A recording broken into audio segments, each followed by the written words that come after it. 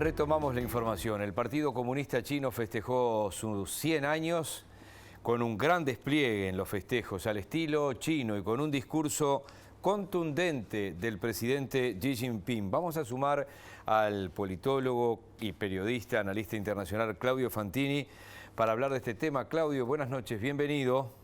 ¿Qué tal? Muy buenas noches, Miguel, un gusto saludarte.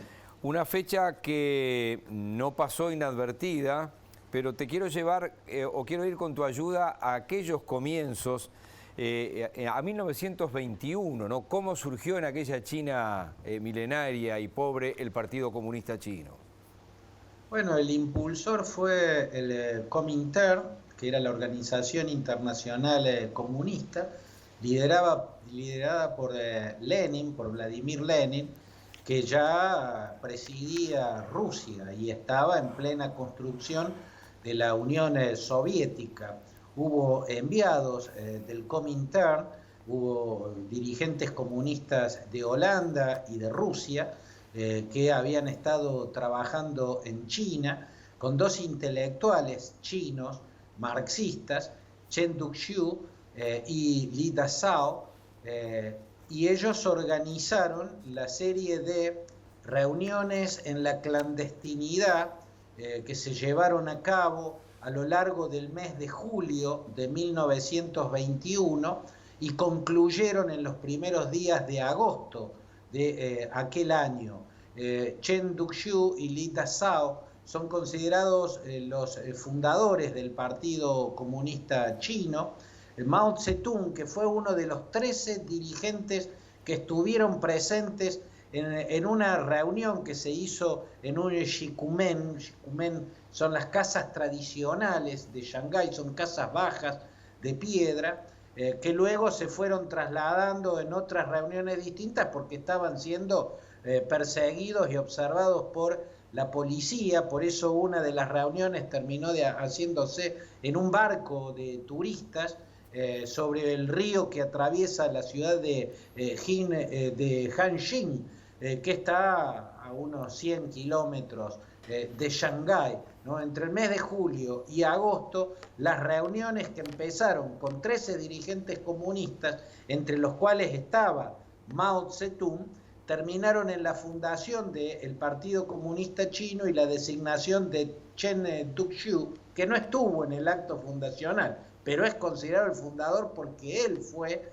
el organizador que, siguiendo las directivas que recibía de Lenin desde Moscú, condujo a la creación de ese partido y fue su primer secretario general. Ahí comenzaron también las paradojas, las contradicciones históricas que luego serían como un rasgo de ese partido gigantesco, porque Chen Duxiu terminó siendo expulsado del partido que él había fundado y terminó siendo un enemigo trotskista. Luego fue un impulsor del trotskismo en China y fue un contundente enemigo del Partido Comunista Chino. Pero en 1921, los días de julio y de agosto fueron los días de la creación de ese partido, que luego adquiriría un protagonismo absoluto e incluso terminaría teniendo una influencia mundial gigantesca en todo el mundo,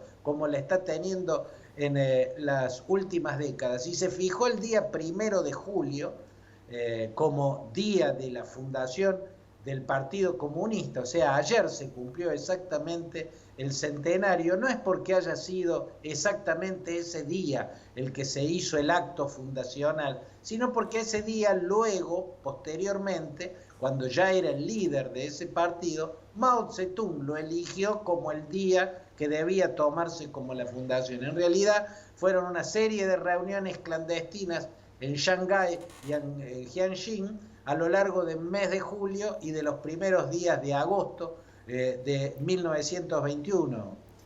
Sí, en parte lo dijiste, pero de repente podemos profundizar en este tramo final con el diario del lunes.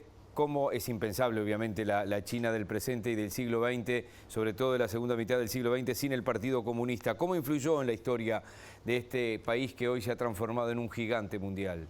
yo creo que tiene un protagonismo decisivo, un protagonismo absoluto.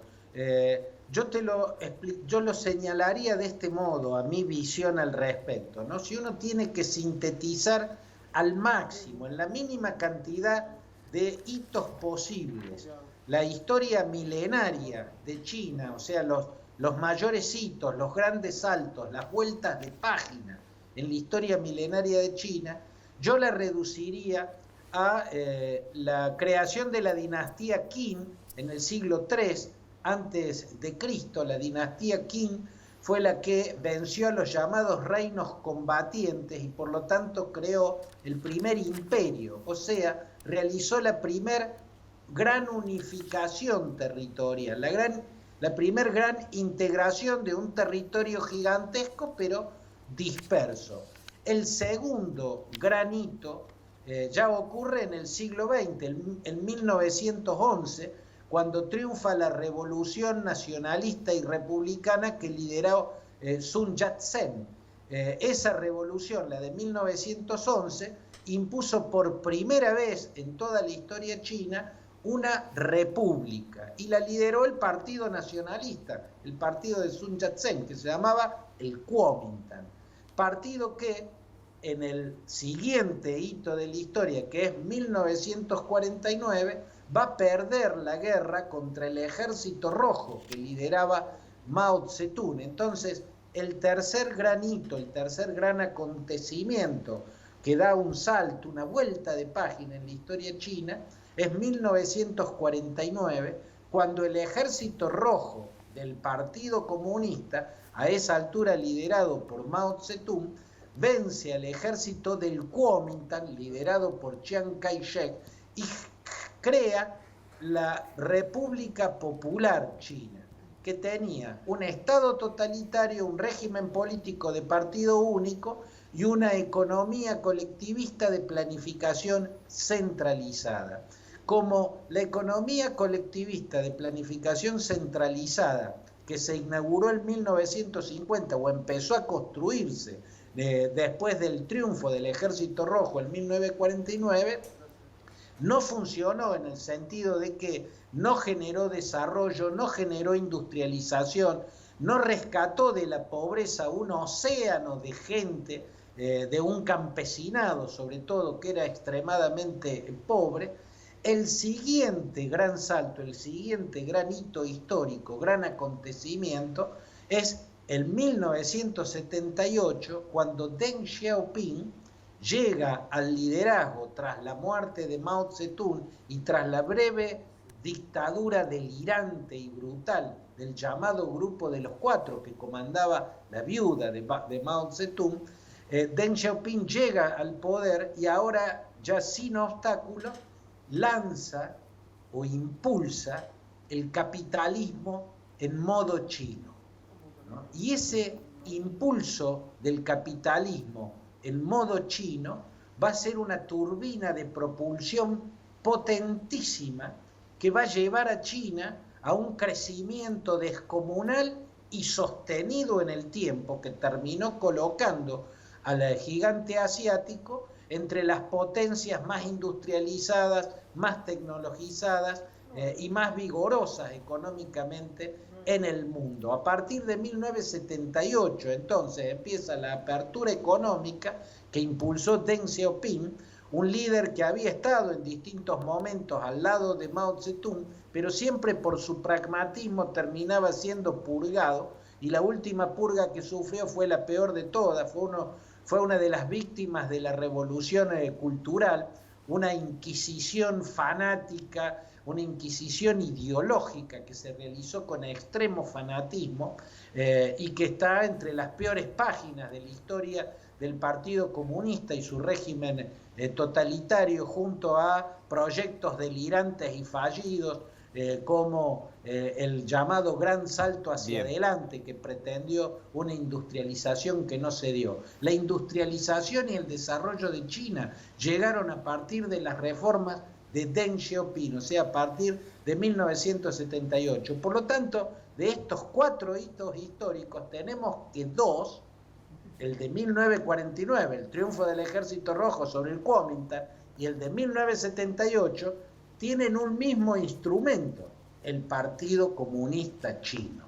Claudio. El Partido Comunista Chino, en otra de las grandes paradojas de la milenaria historia del gigante asiático, fue el mismo que creó un colectivismo de planificación centralizada que tuvo resultados calamitosos, y el mismo que creó el capitalismo al modo chino, que fue una potente turbina que propulsó a China hasta el nivel en el que se encuentra hoy, compitiéndole tete a tete el liderazgo a los Estados Unidos, el liderazgo económico mundial. Yo creo que ahí tenemos una suerte de resumen a grandes rasgos del protagonismo excluyente que ha tenido este partido, que en estas últimas décadas, al lograr ese crecimiento sostenido, hizo que un océano de gente, un océano de chinos, se incorporaran al consumo y también a una dieta de 3 comidas diarias, lo que traccionó la economía del mundo. Y lo vemos particularmente en países como los nuestros, Miguel, Argentina, Uruguay y otros países latinoamericanos, que somos fundamentalmente o principalmente productores de alimentos. Es así. Por eso el Partido Comunista Chino no solo cambió para bien y para mal la historia de China, sino que está cambiando gran parte del planeta en estas últimas décadas. Gracias, Claudio. Buen fin de semana. Suerte para Argentina este sábado. Nos vemos la semana que viene. Abrazo grande, Miguel. Buen fin de semana.